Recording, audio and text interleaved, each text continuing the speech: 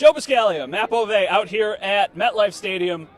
I don't know how they did it. I still am just a little surprised that it all happened. Joe, what was the difference between the first half and then the second half when they scored 17 unanswered and they won? Well, the difference was that the offense actually got their act together, and a lot of it happened as soon as C.J. Mosley went out of the game for the Jets, the middle linebacker. But I think what the Bills were instead doing is they were attacking the outsides, and that led to a lot of positive gains for them from Devin Singletary. And then, I mean, obviously that opened up the passing game for them a bit more. We saw Allen kind of shake off the first three quarters and have a really compelling fourth quarter, and that's what ultimately led them to a victory. So Josh pulls it off at the end of the game. He leads them down the field. They score the touchdown. John Brown with the play.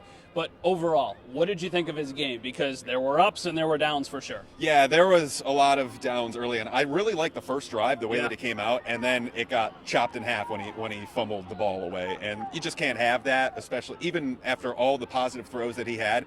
But still, he worked through it. I mean, having the fourth quarter savvy is a skill in itself. So that's an encouraging sign. He just needs to get rid of all of the other, misfires that he had throughout the game. And there were a lot. And there should have been another two interceptions that he got bailed out of. So this is an ongoing process for him. Why doesn't Devin Singletary touch the ball more? I know to be fair, he does drop the ball in the beginning of the game. They're probably hesitant to go back, but he was electric at the end of the game. He was, and that was, I think, a part of their adjustment a little bit. What I think the Bills were trying to do going into this game, and, I haven't asked anyone about this, was that the Jets are very strong up the middle on their defense, whether it be their defensive line or their inside linebackers. And so why would you just bash your head against the wall and by doing that? So they try to get their players out in space, which is why you saw a lot of Cole Beasley, a lot of passing plays early on in the game. And it didn't end up coming to fruition because their quarterback wasn't accurate. But if he was accurate, the game plan would have looked good. So it's very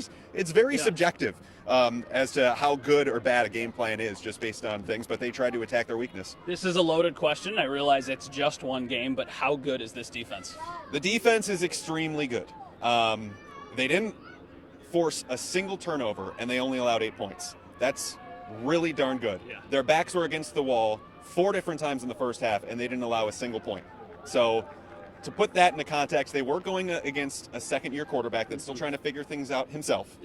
And this offense for the Jets really hasn't figured itself out just yet, but it was a really encouraging start for a defense that played very well down the stretch last year, and now we have to see if they can do it this year. You can read all of Joe's stuff at The Athletic. When's the next Buffalo Beat episode come out? It'll come out sometime tonight or tomorrow. How's that for a tease? For Joe Buscaglia, I'm Matt Bove. Thanks for watching.